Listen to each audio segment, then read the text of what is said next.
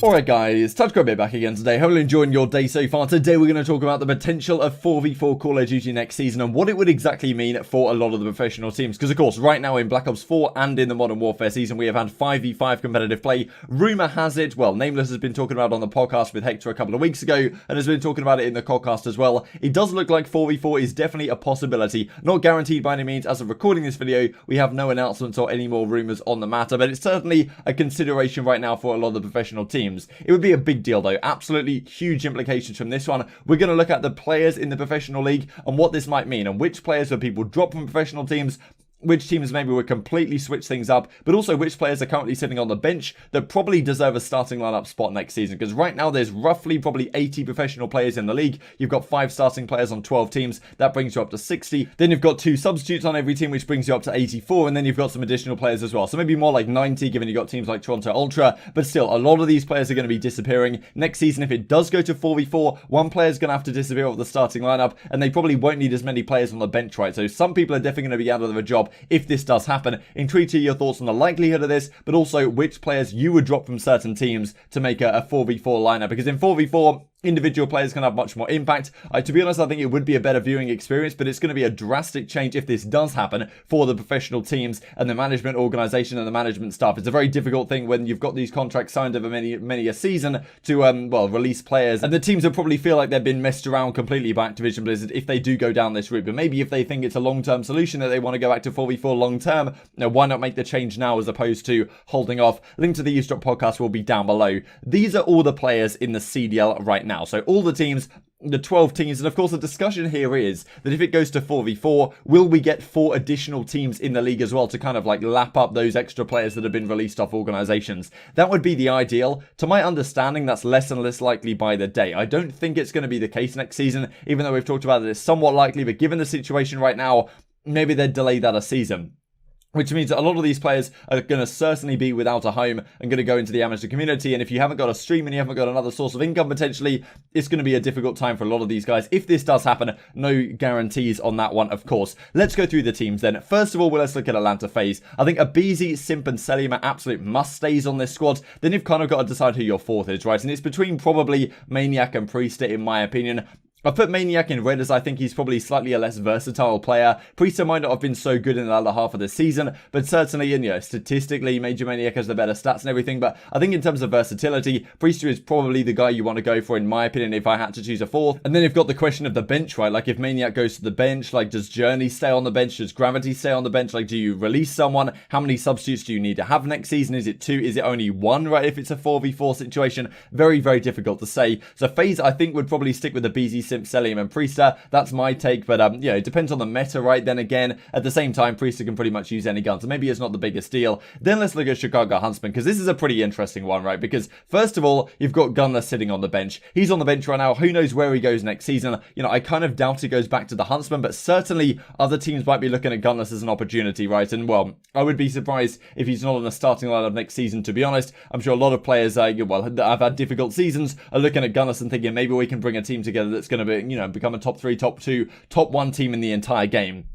Then you look at the rest of the Huntsmen. Scump, Formal, and Envoy, they're not going anywhere. Envoy's a fantastic talent. Scump and Formal, like, you know, they're not going anywhere anytime soon, let's put it that way. So then it comes down to Arcetes and Pristini. On paper, I suppose Pristini is the most replaceable. He was the one that came in for Gunless. Arcetes, of course, a phenomenal player. Then again, though, if you were to get rid of Pristini and it goes 4v4, does Arcetes want to stay on this squad without his twin brother, given they've just reunited? Does he want to go elsewhere to another team if Pristini goes to another team? That's something that might be considered, right? Maybe those two guys want to duo up and go to another team in the future. Maybe that means that, well, Huntsman have to bring in someone else to the starting lineup. That's not absolutely out of the question, but if you had to make it 4v4 and just had to choose 4 of these 5 guys, probably Pristini is the one. As I say, though, it does depend on the meta, right? Because if it's a, well, SMG-focused game once again, then we're talking about a situation where, you know, maybe do we want Formal and Arcetes again on the same team? That kind of caused some issues early on in the Modern Warfare cycle. Let's go on to Dallas Empire as well, because this one I think is in a similar vein, really. Pretty damn clear-cut. Shotzzy, Hukanili, I don't think these guys are going anywhere. They've definitely invested for the long haul in this one. Shotzzy could go to Halo. That's not absolutely out of the question. He did talk about the possibility of that. Therefore, it might put us in a difficult position if we were the Dallas Empire management. But we look here and it's pretty much a decision to me between Clayster and Crimsix. It's kind of tough to choose which one. Like, which one has more of an aspect aspect of a leadership factor. Clayster at this point might be like getting on 29, right? And Crimsix is, I suppose, a little bit younger, maybe has slightly more pedigree, but then again, both these guys absolutely dominant veterans throughout their career, and it's very tough to pick between them which you think is going to be a better fit for the squad. If you had to choose one, I might just go for Crimsix, but it honestly is pretty tough to say. So definitely, I think Dallas Empire are not hoping for this change, but there are some teams that I think will be hoping for this change. Mutinies isn't necessarily one of them, but again, Frosty has discussed the possibility of going back to Halo, not incredibly likely, and if you had to remove someone off the Mutineers, it's probably Frosty, to be honest. Like Awakening, Skies, and Pharaoh, I think are absolutely guaranteed mainstays on the team. Morks could also certainly come back into the lineup. I think the Havoc as your entry SMG is probably a guy you want to keep as well, so probably if you're making a change to the Mutineers, it's pretty much Frosty that has to go. And as I was building these, I recognized it kept getting blurrier and blurrier, so I just put everything together on one sheet here for you guys. Let's go through it as we continue then. So Royal Ravens, I think this is a squad that would be pretty welcoming of a 4v4 change. This season they have, somewhat struggled really with a lot of the players on their organization. They tried to bring Nasty in, it didn't work out. Of course, they swapped out Rated early season, and well, in a 4v4 situation, I imagine they just get rid of Shawnee, right? Like, I think Shawnee's a great player. I think he's put into a difficult role right now, to be honest, on the starting lineup for the London Royal Ravens, and well, without him in a 4v4 situation, I think they would pretty much like that, right? You've got Zero, Wuskin, Scraps, and Dylan. Those guys aren't going anywhere, I imagine. It's possible, though, with Nasty on the bench, they wanted to bring him in. They might find a way to do that if the meta isn't suiting this particular team at the time. But I definitely think Royal Ravens, Shawnee's definitely the easiest one to chop out of that team if you have to make a change. Gorillas is quite interesting actually, because Saints might have not been performing so well lately, but if we are going back to a LAN environment potentially in the future, makes it somewhat difficult to cut Saints. You've got a guy like Lacefield on the bench as well, who's been phenomenal throughout his career as well. Aqua maybe hasn't been performing so well lately, so what change do you make there? Vivid's been pretty good. Is Blast going to be as good when we're back on LAN? There's questions to be asked. So certainly LAG I think have a difficult decision on their hands. Minnesota Rock is interesting, because certainly I think you probably want to keep the Silly Assault duo. Alex and Asima are probably the go-to. But then again, with Exceed on this squad now and GodRx on the bench, do you want to keep GodRx on the bench any longer? Who do you bring him into the starting lineup for? Do you bring him in for Silly? Then again, we've heard Brian Saint talking recently about what Silly does bring in terms of communication. So yeah, definitely 4v4 I think would be a struggle for the Rocker. And that's not even talking about the contract situation, right? Subliners are in a tough spot as well, because we've got Zuma and Attach. They're not going anywhere. I don't imagine Mac is going anywhere either, given what a revelation he's been for that team so far this season. And Temp is a phenomenal player as well. If there's someone on the team you think is most replaceable, you're probably thinking accuracy, right? But then again, he does add a lot in terms of the leadership factor. And also you could certainly argue that, well, as a main AR, who else takes up that role, right? Do you put Temp in that main AR role? Do you put Mac in that main AR role?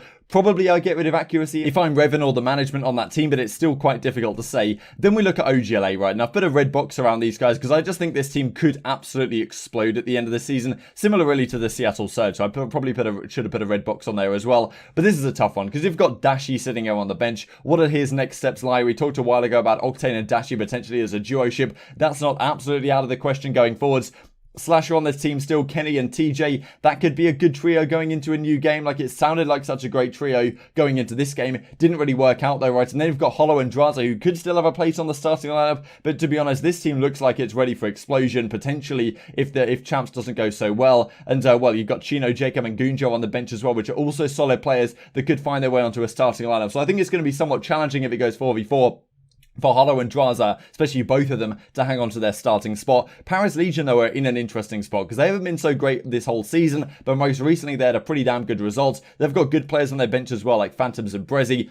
I think, to be honest, Kismet maybe has underperformed the entire season long compared to what I expected of him coming out of Black Ops 4. Then again, most recently, he has been very good. It depends what type of change you want to make here, though, because if you want to keep the Aussies on your squad, Zed, honestly, given the role he plays, I think has done a pretty much a standout job. So I wouldn't be getting rid of him, but yeah, maybe it's between Kismet and, once again, it does depend on exactly how the meta is going to be played next season as to what players you want to keep and remove from your organization. Then we look at Seattle Surge, and the question here is, to me, is John going to come back? Because if he does, this seems like a team that he might want to fit into. Is Octane going to stay here? You know, Panda and Proto, I think, are going to have a tough time keeping their spot, to be honest, on the team. Apathy and Slacks could probably stay given their pedigree, but, you know, maybe not, depending on if they don't perform so well at Champs and haven't been trying so hard in practice. As, you know, it's possible that with all the money now, players are getting a little bit more lazy. You've also got Enable on the bench, who's been a phenomenal player throughout his career as well. Done it in multiple titles, right? Is he going to come back into the starting lineup for this team? Maybe the management staff don't want him particularly. Does he go to another squad? Not absolutely out of the question.